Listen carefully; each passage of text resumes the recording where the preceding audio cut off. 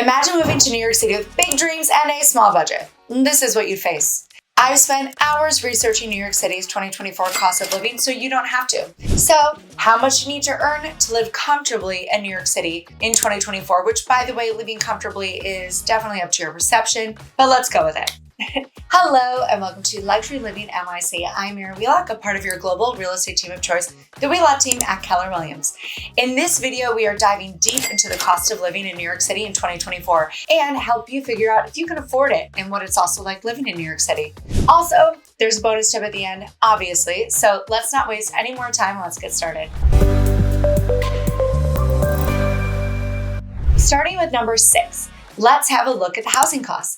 Did you know that Manhattan has some of the highest housing prices in the world? Being one of the 5 New York City boroughs, it is advisable to avoid Manhattan if you're someone who prefers a more affordable choice of living. This is more so because in May of 2024, the typical price of a home for sale in Manhattan, New York was $1.6 million. On the other hand, it costs about $764,000 to buy a home in New York as a whole. So the price disparity exists.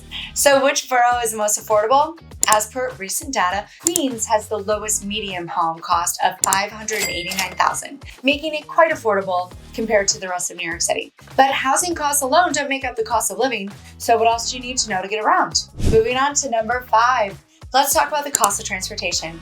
Transportation costs in New York City can add up quickly if you're not careful. The most popular mode of transportation in New York City is, of course, the subway, and a single ride here is going to cost you $2.90. But if you use it frequently, you can get a 7-day Metro card for $34 and a 30-day card for $132.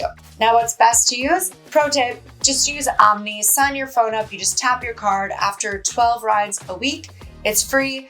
It's the best thing to do, especially if you travel frequently. The subway isn't the only means of transportation though.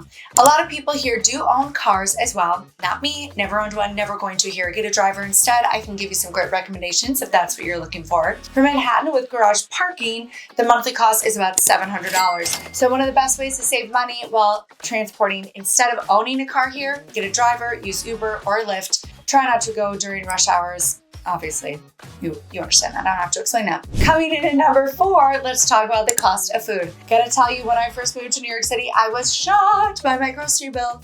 Did you know the average New Yorker spends over $500 a month on groceries? So the question is it cheaper to eat out or cook at home in New York City? If you're me, you don't cook at home, you go out. It just works better. But for you, let's add up the math. Fine dining costs approximately $40 for an average person. Clearly, they're not drinking, while mid-range restaurants cost somewhere around $10 to $15 per person. Do the math yourself.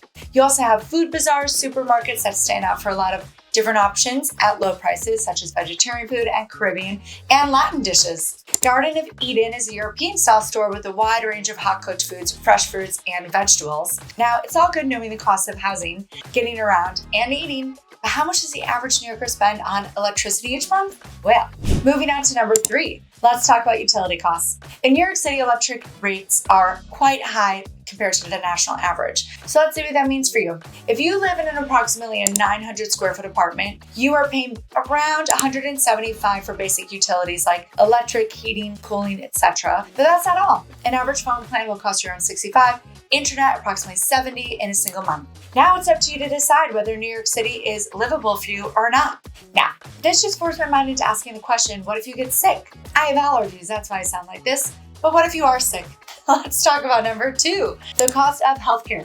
Can you guess how much New Yorkers spend on health insurance every month? Well, the results are eye-opening. Health insurance premiums change based on age, amount of coverage, and income, obviously. So New York State of Health Cost Estimator can help you get an idea of what your premiums might be.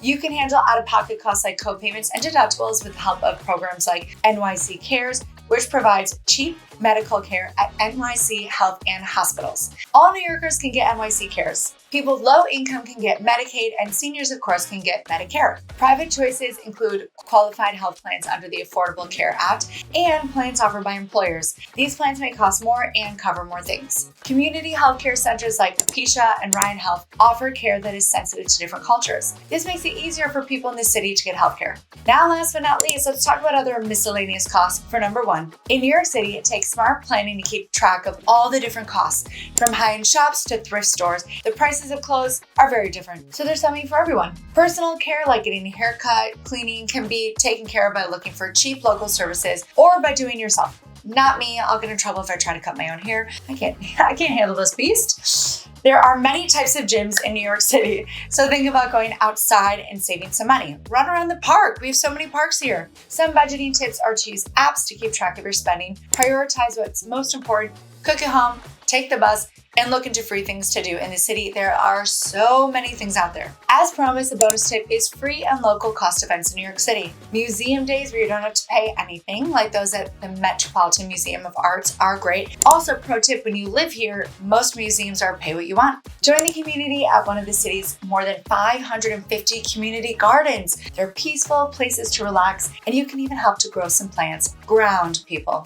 The famous New York Public Library branches are great places to take out books, but not the main one because there's really not a lot of books there. Take classes, and you can also go to cultural events. Shape Up NYC offers free exercise classes all over the city and parks. Support green shopping at secondhand stores like Awoke Secondhand in Brooklyn or Hamlet's Village in Greenwich Village, where you can find one-of-a-kind items at prices that won't break the bank.